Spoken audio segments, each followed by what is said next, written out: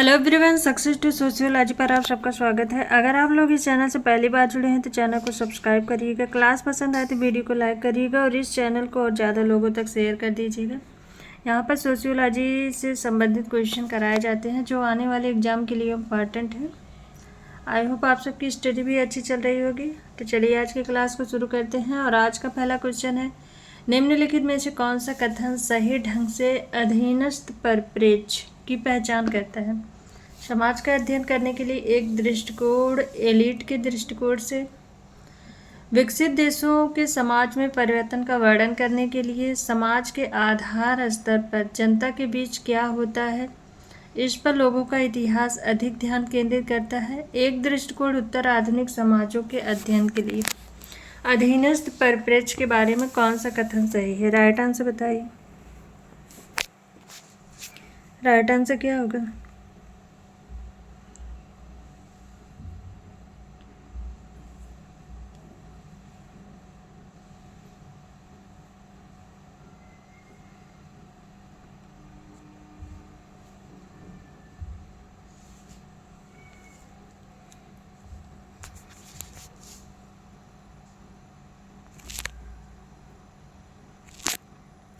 अधीनस्थ परिप्रेक्ष्य से B.R. अम्बेडकर, रणजीत गुहा, ये सब अधीनस्थ परिप्रेक्ष्य से जुड़े हैं। इसका राइट आंसर होगा ऑप्शन थर्ड। समाज के आधार स्तर पर जनता के बीच क्या होता है, इस पर लोगों का इतिहास अधिक ध्यान केंद्रित करता है। Option third right answer. Next question है, निम्नलिखित में से किसने भारतीय समाज के अध्ययन के लिए द्वंद्वात्मक दृष्टिकोण का उपयोग किया? A.R. Desai, D.P. Mukherjee, A. बेट्सिल, Y.B. Damle. Right answer बताइए।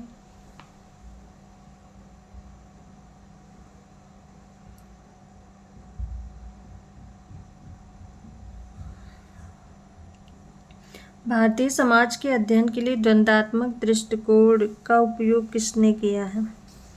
राइट आंसर होगा option first A.R. Desai. Next question है, आर्थिक परिप्रेक्ष्य जो मानता है कि मुक्त बाजार बल व्यापार पर सरकारी प्रतिबंधों को काम करके हासिल किया गया आर्थिक विकास का एकमात्र मार्ग है, यह कथन किस अवधारणा की व्याख्या करता है? आधुनिकता के बाद नव उदारीकरण, नव मार्क्सवाद, नव फोर्डवाद। राइट आंसर बताइए।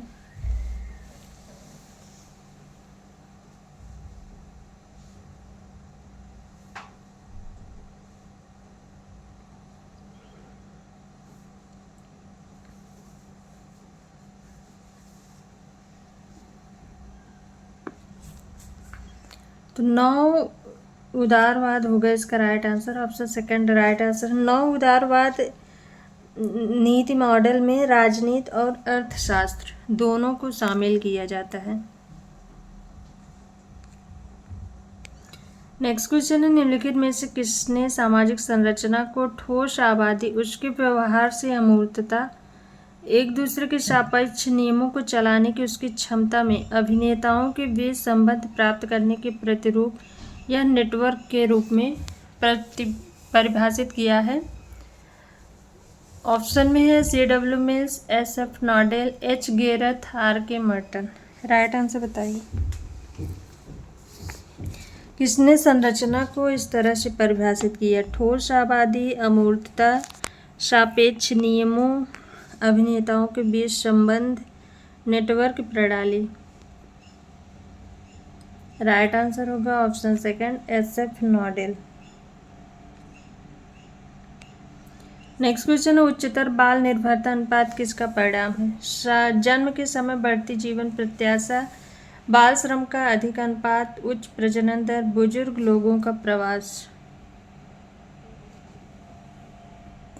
उच्चतर बाल निर्भरता अनुपात किसका परिणाम है? राइट आंसर बताइए। राइट आंसर होगा ऑप्शन थर्ड उच्च प्रजनन दर।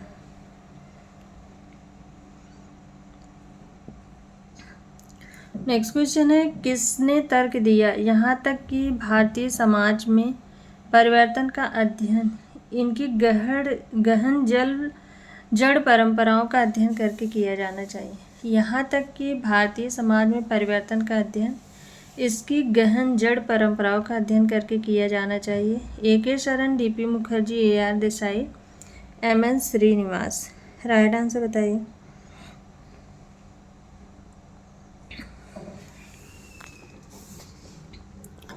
तो राइट आंसर होगा यहाँ पर option second, D.P. Mukherjee. Next question है, मलिन बस्तियों का मुख्य रूप से कब्जा है। मलिन बस्तियों पर मुख्य रूप से कब्जा है। संगठित क्षेत्र से आए लोग, असंगठित क्षेत्र से आए लोग, सेवा क्षेत्र से आए लोग, उच्च वर्ग से आए लोग। 1 और 4, 2 और 3, 2 और 4, 3 और 4। राइट आंसर बताइए। मलिन बस्तियों पर मुख्य रूप से कब्जा है। तो राइट आंसर होगा असंगठित क्षेत्र से आए लोग और सेवा क्षेत्र से आए लोग। ऑप्शन यहाँ पर सेकंड राइट आंसर होगा, 2 और 3। नेक्स्ट क्वेश्चन है, सामाजिक मनोविज्ञान की एक रूपरेखा किसके द्वारा लिखा गया है। Muzafer Sherif, Charles Cooley, George Mead, Sigmund Freud. Right answer बताइए।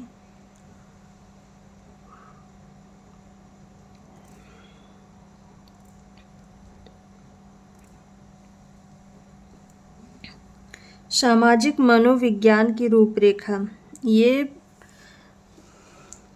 1956 में प्रकाशित हुई थी ये बुक। ये मुजफ्फर शेरिफ के द्वारा लिखी गई। ऑप्शन फर्स्ट राइट आंसर है, 1956। नेक्स्ट क्वेश्चन है, कथन और कारण से भारतीय समाज में भाई भतीजावाद, पक्षपात और भ्रष्टाचार बढ़ा है। कारण में है राजनीतिक इच्छा शक्ति की कमी के कारण स्थिति में तेजी आई है। ए और आर सत्य है, आर ए के लिए सही स्पष्टीकरण है। ए और आर सत्य है लेकिन आर ए के लिए सही स्पष्टीकरण नहीं है। ए सत्य है, आर असत्य है, ए असत्य है, आर सत्य है। राइट आंसर बताइए।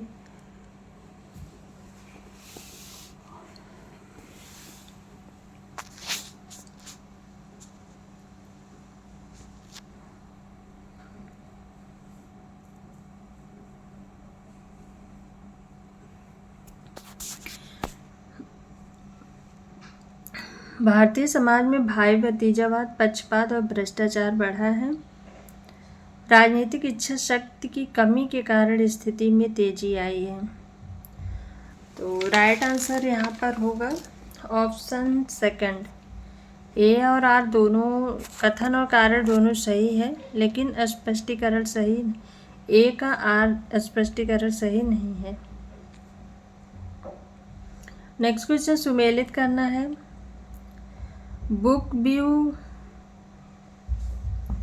फील्ड व्यू, सभ्यतावादी डिस्कोर्स, सबअल्टर्न व्यू। कोट में है 3 4 1 2, 2 1 4 3, 3 2 4 1 4 3 2 1। राइट आंसर बताइए। बुक व्यू से GS घुरिये हैं, फील्ड व्यू से SC दुबे हैं, सभ्यतावादी दृष्टिकोण ये है सुरजीत सिन्हा का, और सबअल्टर्न व्यू डेविड हार्डीमैन का है। तो राइट आंसर होगा 3 4 1 2, 3 4 1 2। ऑप्शन फर्स्ट राइट आंसर है। नेक्स्ट क्वेश्चन है, कौन अपने सिद्धांत में संरचना और एजेंसी के अंतर संबंध के बारे में बताता है जब दोनों में से किसी को भी प्रधानता नहीं दी जाती है। Anthony Giddings, Derrida, Habermas, Alexander. Right answer बताइए।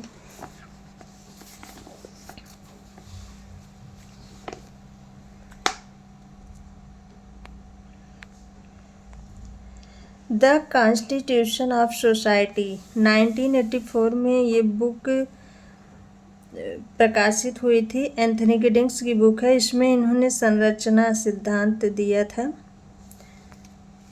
ऑप्शन फर्स्ट राइट आंसर होगा। संरचना और एजेंसी का संबंध इन्होंने बताया था लेकिन दोनों में से किसी को प्रधानता नहीं दी गई थी। ऑप्शन फर्स्ट राइट आंसर है। नेक्स्ट क्वेश्चन है, वोट बैंक की अवधारणा किसने दी है। Rajni Kothari, Srinivas, Yogendra Singh, AR Desai. Right answer बताइए।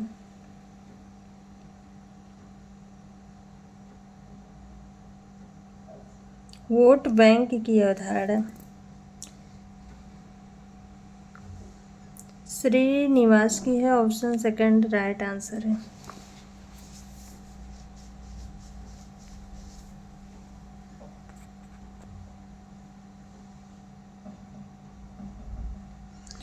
1959 में इनकी बुक आई थी पॉलिटिक्स एंड सोशल चेंज। इसमें जात के नेता के चुनावी प्रभाव का उल्लेख इन्होंने किया था और वोट बैंक की अवधारणा दी थी। Politics and social change.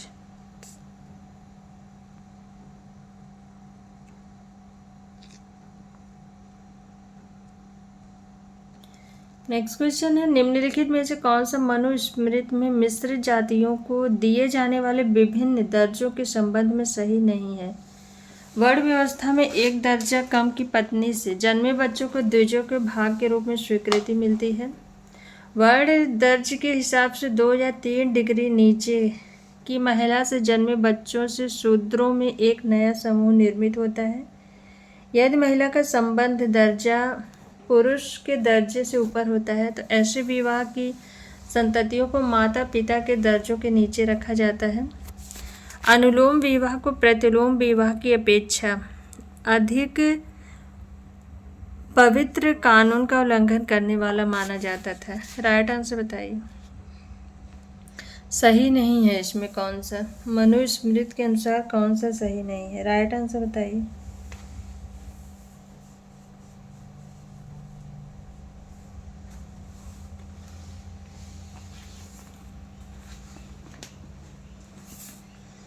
अनुलोम विवाह को प्रतिलोम विवाह की अपेक्षा कानून का उल्लंघन करने वाला माना जाता था, ये गलत है। ऑप्शन 4 राइट आंसर है। नेक्स्ट क्वेश्चन है, अल्थ्यूजर द्वारा उल्लिखित संरचनात्मक स्तरों में निम्नलिखित में से कौन सा शामिल है। आर्थिक, राजनीतिक, सांस्कृतिक, विचारधारा। वोट में है 1 2 3, 1 2 4, 1 3 4, 3 2 4। राइट आंसर बताइए अल्थ्यूजर के अनुसार।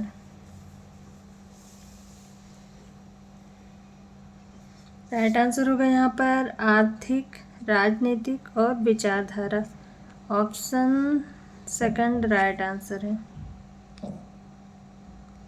नेक्स्ट क्वेश्चन है, निम्नलिखित में से किसका विचार है कि लोग अपनी चेतना की धारा में रहते हुए दूसरों की चेतना को समझ लेते हैं। Goffman, Schutz, Peter Berger, Foucault. Right answer बताइए।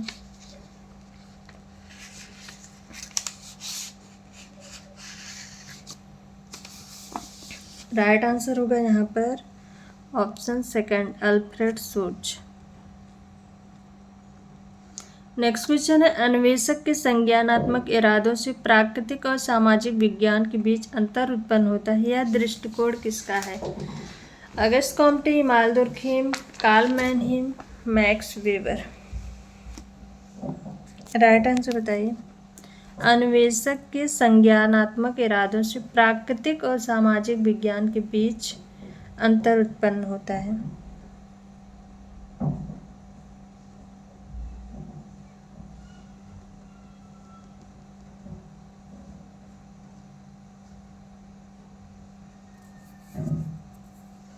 राइट आंसर होगा ऑप्शन 4 मैक्स वेबर।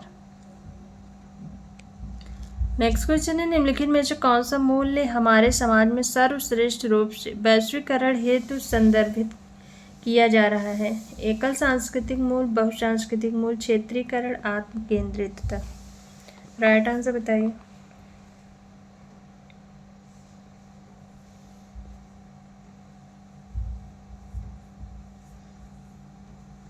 कौन सा मूल्य हमारे समाज में सर्वश्रेष्ठ रूप से वैश्वीकरण हेतु संदर्भित किया जा रहा है।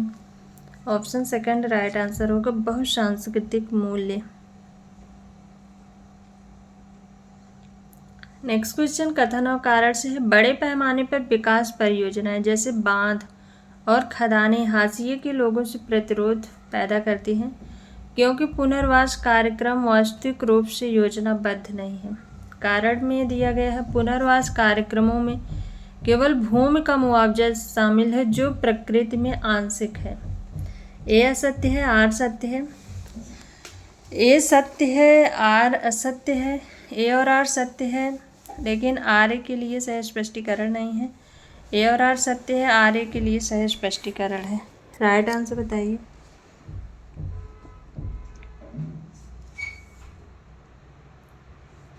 राइट आंसर क्या होगा इसमें।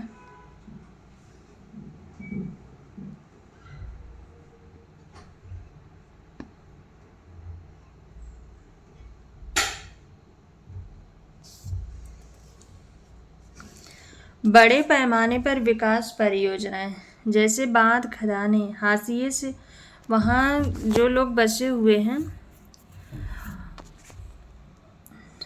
उनका वहाँ से निष्कासन हो जाता है, क्योंकि पुनर्वास कार्यक्रम वास्तविक रूप से योजनाबद्ध नहीं है।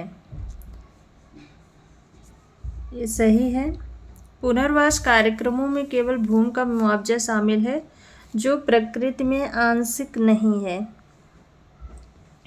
ये भी सही है। पुनर्वास कार्यक्रम वहाँ से जो बसे लोगों को हटाया जाता है तो उन्हें केवल भूमि का मुआवजा दिया जाता है, जो उनके जो पहले से वो लोग बसे रहते हैं, तो बाद में उन लोगों के लिए वो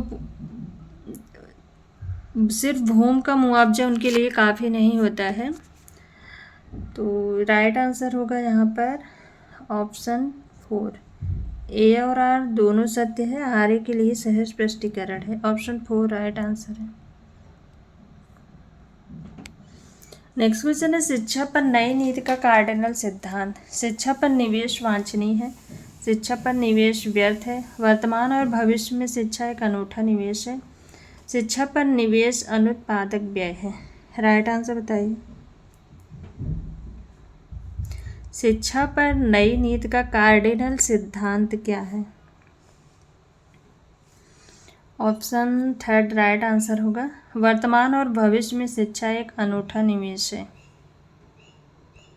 नेक्स्ट क्वेश्चन है, कथन और कारण से है। कथन दिया गया है, भारत में कम बाल लिंगानुपात मुख्य रूप से कन्या भ्रूण हत्या के कारण है, और कारण में है पितृसत्तात्मक व्यवस्था के कारण भारत में बेटे को वरीयता दी जाती है।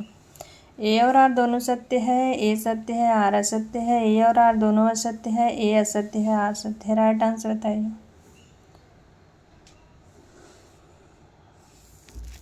तो भारत में कम बाल लिंगानुपात मुख्य रूप से कन्या भ्रूण हत्या के कारण है, ये भी सही है। पितृसत्तात्मक व्यवस्था में बेटे को वरीयता दी जाती है, ये भी सही है। ऑप्शन 1 राइट आंसर होगा। कथन और कारण दोनों सही है।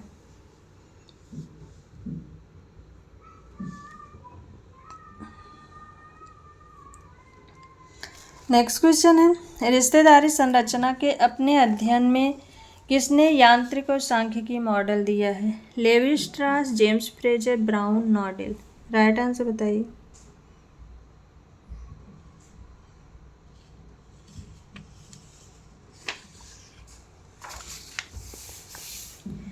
राइट आंसर होगा यहाँ पर option 1 Levi Strauss. Next question है, कौन सी विचार प्रणाली समाजशास्त्र को ज्ञान की विभिन्न शाखाओं के संयोजन के रूप में अवधारणा बनाती है? औपचारिक विद्यालय, सिंथेटिक विद्यालय, विशेष विद्यालय, शिकागो विश्वविद्यालय। राइट आंसर बताइए।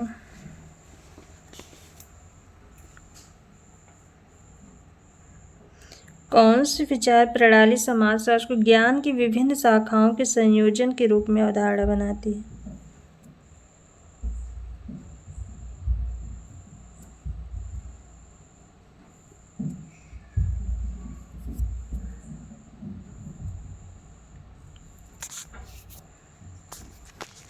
राइट आंसर होगा यहाँ पर ऑप्शन 3 विशेष विद्यालय।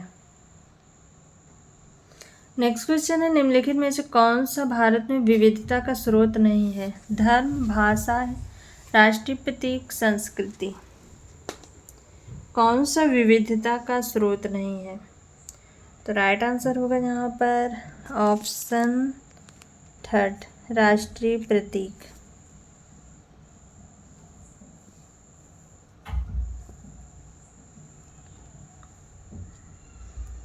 नेक्स्ट क्वेश्चन, एक फ्रांसीसी दार्शनिक ने मानव भाषा की एक पद्धति को चित्रित करके समाजशास्त्र सोच को बहुत प्रभावित किया, वह कौन थे? एंथनी गिडिंग, डेरिडा, फूको, इनमें से कोई नहीं। राइट आंसर बताइए। एक फ्रांसीसी दार्शनिक ने मानव समाज की एक पद्धति को चित्रित करके समाजशास्त्र सोच को बहुत प्रभावित किया। ऑप्शन 2 राइट आंसर होगा डेरिडा। डेरिडा ने विखंडन की अवधारणा दी थी।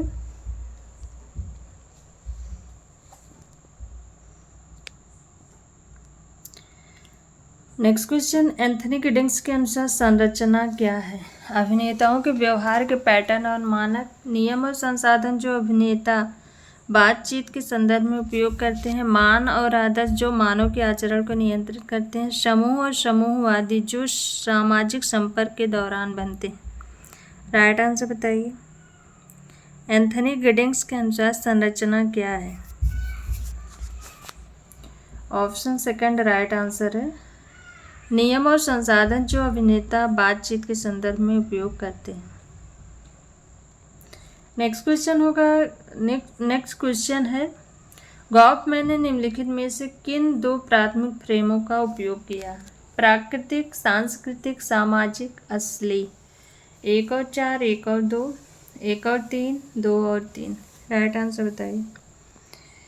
इरविंग गॉफमैन ने किन दो प्राथमिक फ्रेमों का उपयोग किया है? तो प्राकृतिक फ्रेम और सामाजिक frame. Option third right answer होगा, 1 और 3। नेक्स्ट क्वेश्चन है, हैबरमास के अनुसार निम्नलिखित में से कौन सा एक प्रकार का पूंजीवाद नहीं है? संरचनात्मक पूंजीवाद, उदार पूंजीवाद, संगठित पूंजीवाद, पद पूंजीवाद। राइट आंसर बताइए। हैबरमास के अनुसार कौन सा एक पूंजीवाद नहीं है?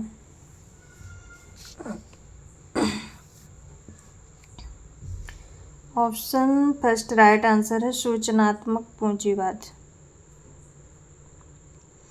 नेक्स्ट क्वेश्चन कथन और कारण से है। कथन दिए गए, मलिन बस्तियां शहरी और औद्योगिक केंद्रों में किशोर अपराध के लिए जिम्मेदार हैं। कारण में है, किशोर ग्रामीण क्षेत्रों से रोजगार के लिए औद्योगिक और शहरी क्षेत्र की ओर पलायन करते हैं। ए और आर सत्य है, आर ए के लिए सही स्पष्टीकरण नहीं है। ए और आर सत्य है, आर ए के लिए सही स्पष्टीकरण है। ए सत्य है, आर असत्य है। ए असत्य है, आर सत्य है। राइट आंसर बताइए।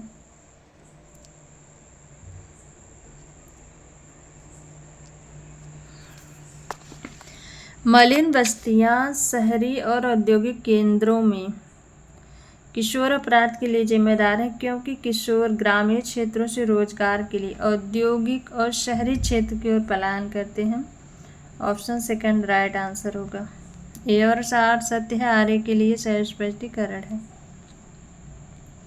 नेक्स्ट क्वेश्चन है, किसी व्यक्ति की श्रम शक्ति का मूल्य जो किसी कर्मचारी को काम पर रखने में लगने वाले खर्च को चुकाया जाता है, उसे अतिमांश के रूप में मार्क्सियन टर्म में कहा जाता है। उपयोग, अधिशेष, विनिमय, अतिमांश। राइट आंसर बताइए।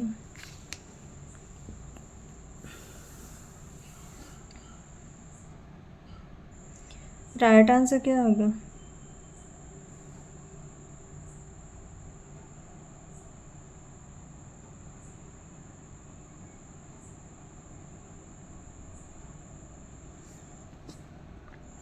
किसी व्यक्ति की श्रम शक्ति का मूल्य जो किसी कर्मचारी को काम पर रखने में लगने वाले खर्च को चुकाया जाता है, उसे अतिमांश के रूप मार्क्सियन टर्म में कहा जाता है।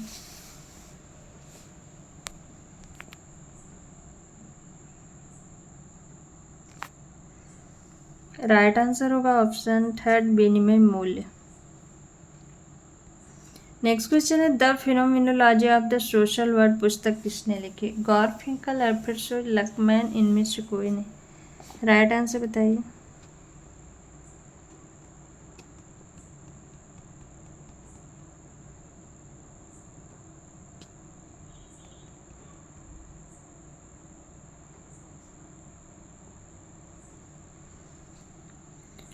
तो राइट आंसर होगा यहाँ पर ऑप्शन सेकंड, अल्फ्रेड सोच की बुक है। नेक्स्ट क्वेश्चन है, जुवेनाइल डेलिक्वेंसी की घटनाओं की व्याख्या करने के लिए शिकागो शहर को 5 क्षेत्रों में किसने विभाजित किया? C.R. शाह और H.D. मैके, Cohen, Sutherland, Gabriel tardy. Right answer बताइए। राइट आंसर होगा यहाँ पर ऑप्शन फर्स्ट, C.R. शाह और H.D. मैके। नेक्स्ट क्वेश्चन है, विकास की विश्व प्रणाली सिद्धांत विकसित और विकासशील देशों के बीच संबंधों की व्याख्या करती है। किसने विकास की विश्व प्रणाली सिद्धांत दिया है? गुरनार Milton, वालरस्टीन, Mahatma Gandhi, Amartya Sen. Right answer बताइए।